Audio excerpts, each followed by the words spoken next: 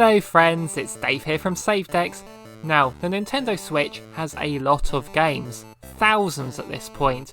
There are a few problems with having such a huge library, the inevitable amount of shovelware for one thing.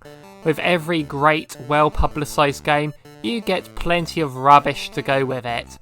But underneath all of this, there lies the hidden gems. The truly great games that don't get as much attention as they deserve and can easily get lost in the crowd. I am here to showcase 10 games that I believe are hidden gems. 10 games I have come across that I think are well worth your time, but I don't hear people talk about much. Now, with a library as big as the Switch is, there are bound to be plenty of games like this, and the fact that they are known as hidden gems means that they can easily be missed. So if you have any games in your collection that are missing from my list, then I most likely don't know about it, so recommend it to me in those comments down below. I already have enough games compiled to make a second list, so make sure you're subscribed if you want to see the other 10 games I cover, as well as any more that you can tell me about. I usually like to show off honourable mentions in the intro, so I don't spoil the list, but I can't really justify doing that here, so I've been showing off the games from this list in the intro, as I don't want to show off games without explaining them. So let's take a look at 10 hidden gems on the Nintendo Switch that I think are worth your time. These are in no particular order. So let's begin with Pool Panic. This is a puzzle pool game where the aim is to pot a set number of balls, finish with the black and then pot yourself. Sounds simple enough, right? Well, no, because each stage brings with it different ways and means of how to do this. You have a large overworld with a variety of locations, and each level takes place depending on what's on the map, such as the woods, a house, or a football pitch. You get ranked on how many times you hit the ball, how fast you did it, doing it without potting the white too early, and for clearing the entire level. And it can get quite addicting to try and collect all the trophies. This has fun presentation, almost like it's embracing meme culture with those facial expressions, and is quite a meaty experience for the price. It's definitely one to queue up for.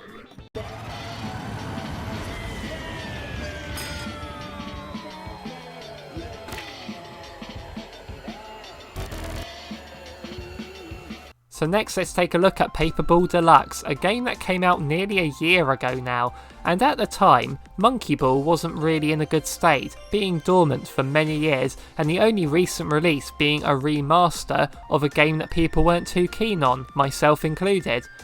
But then comes Paperball Deluxe. It's like Monkey Ball without monkeys, and I felt it was underrated at the time of release, but now Banana Mania is out and it's fantastic. This game can sadly get easily overlooked, so I'd like to highlight it now, as this does do some things differently to Monkey Ball. It has the same premise, just roll the ball to the end of the stage, and there are some very creative layouts here, and it is insanely difficult at times. I have managed to beat the harder stages, but then I have beaten Cuphead, so I can beat anything. This includes multiplayer for the main mode, something that Banana Mania is lacking, and it's split screen as well. There's also an interesting co-op mode, where control switches between both players periodically, something one of the developers told us was impossible. Challenge accepted. This is sadly lacking the party games Monkey Ball players are accustomed to, but that's where the much cheaper price point comes into it. So check this one out and have a ball. Next is Papa's Quiz. Now Sophie recently included this on her Games of the Year list, but I feel like it needs to be shown off more. We were given this game to review, which I did a mini review of, and going in I thought I'd just play it a couple of times and move on with my life, but Sophie and I have ended up playing this game most evenings and we just cannot get enough of it. The weird presentation might be a bit jarring with those crazy looking characters and voice acting. I swear those contestants are being kept in that house against their will. There are 5 rounds to this quiz. The first is normal questions, the second has a picture slowly revealed, the third lets you steal points, the fourth has you be the first to buzz in when the correct picture shows, and the final round is just amazing. You are on a tower that shrinks as the time passes, the more points you have, the taller your tower. You then need to correctly answer questions to keep your tower elevated. It's an amazing time. You can play this with up to 8 players and even use your phones as controllers without the need to download an app. And it's fun to frantically tap on what category you want to play and compete for your favourites. Honestly, this was a surprise hit for us last year and more people should play it. No question about it. And from one game we were supplied with to another. Super Cable Boy is a retro-inspired platformer which is simple to pick up and play, but gets difficult later on. But these sorts of Twitch platformers are very satisfying, I find. You simply need to get to the end of each level by jumping around and avoiding obstacles, and you gain new abilities as you beat the worlds by finding cartridges, such as an extra jump or being able to swing with your cable, and my goodness, swinging mechanics in platformers I really love, and this one controls beautifully. The level design gets really complex later on, but it's also pretty clever in how you need to switch abilities on the fly for certain areas, but there are vortexes that will change you to the correct ability to give you a bit of assistance. This game does appear in the sales from time to time, and although it's not a particularly long game, it is a highly enjoyable one. Definitely a game that I wanted to plug. So Boomerang X might be the most well-known game on this list, but although I feel like it got a lot of eyes on it when it launched, I haven't heard anyone talk about it since. And I haven't ever talked about this game on the channel before, outside of making it an honourable mention on my Games of the Year list. This is because I wrote the review for Switch Up, and I had a great time with it. It's a first-person action game, where you have a boomerang, shaped like an X, who knew? And you travel between arenas, and you need to take out a set number of foes. You'll have hordes coming to you, but you only need to take out the highlighted ones to pass that phase. You gain new abilities as the game progresses, and when you're throwing the boomerang, leaping up to catch it, slowing down time as you aim, launching yourself all over the place to get a good view at the enemy's weak points, this gets really frantic and addictive, and it's definitely worth playing.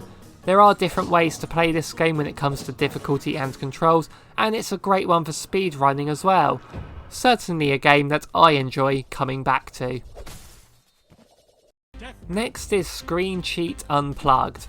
Here is a game I would see appear on the sales section often, and I was tempted for a long time, and eventually bought it when it was down to around £2, and wow, that was a great purchase.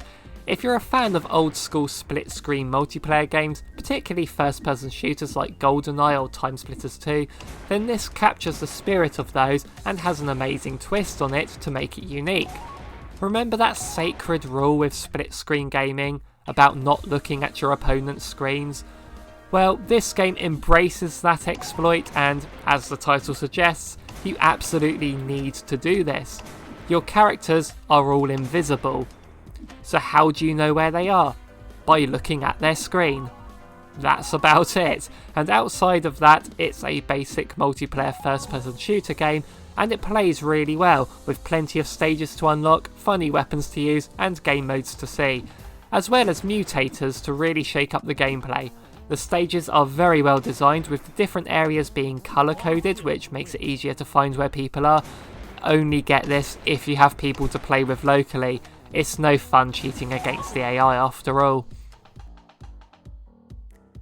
Our 7th game is Shady Part of Me, and just look at this one.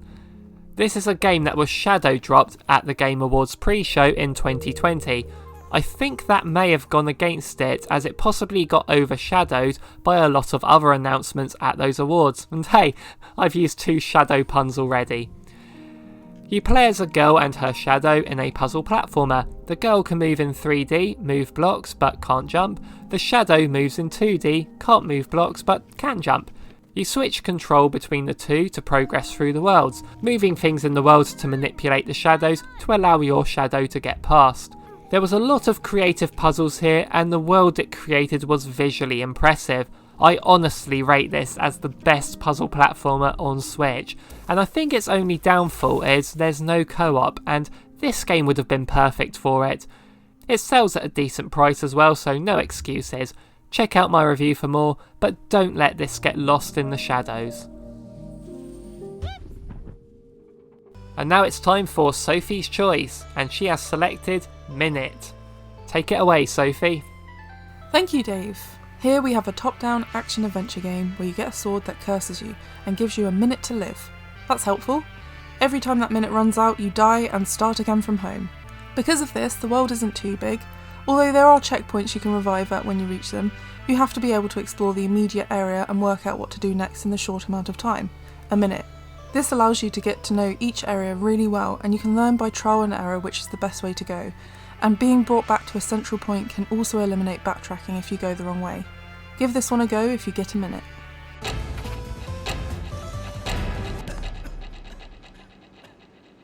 The 9th game on our list is called Hue. This is a game that could have easily passed me by, but it showed up on PlayStation Plus several years ago, and even then I could have easily overlooked it, but I gave it a go and was greeted with a charming, very well created puzzle platformer, where you have to change the colour to make certain obstacles blend into the background or make doors appear, things like that. You unlock new colours as you go, and you use the right stick to select which colour to use on a wheel, and the puzzles themselves are quite clever, certainly a few noodle scratches in here. I don't want to show off too much of this game, you just have to experience this for yourself, and I strongly recommend giving it a go. Hugh won't regret it. And the final game on the list is Tabletop Racing World Tour Nitro Edition. This is another one that I first played on PlayStation Plus, and honestly, it's one I wouldn't have looked at twice if it wasn't a freebie that month, and I found it so addictive achieving that platinum. I no longer have PlayStation Plus, so it seemed a no-brainer to get it as a handheld game on the Switch. This is a racer where you play on tabletops, as you'd imagine.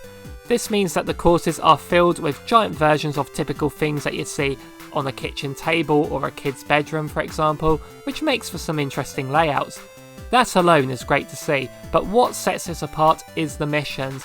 Honestly, there is a whole bunch of missions as you go into the championships that rank you on how well you do, including time trials, elimination modes, and even etc. And I just love these types of challenges where you need to keep retrying over and over again to beat the target to get all of the stars and unlock everything. I don't usually recommend a racer as a single player, but this is one of them. Although this has a great multiplayer too, with online. So those are 10 games I consider to be hidden gems. Let me know down below if there are any I've missed. Like I said, they are hidden gems for a reason, so I most likely missed them. I already have 10 lined up for the second video, but help me get to a third, and let your favourite hidden gems get some more attention. Make sure you've clicked that like button if you've liked what you've seen, and subscribe to check out more like this in the future. Thanks again for watching everyone. See you in the next one.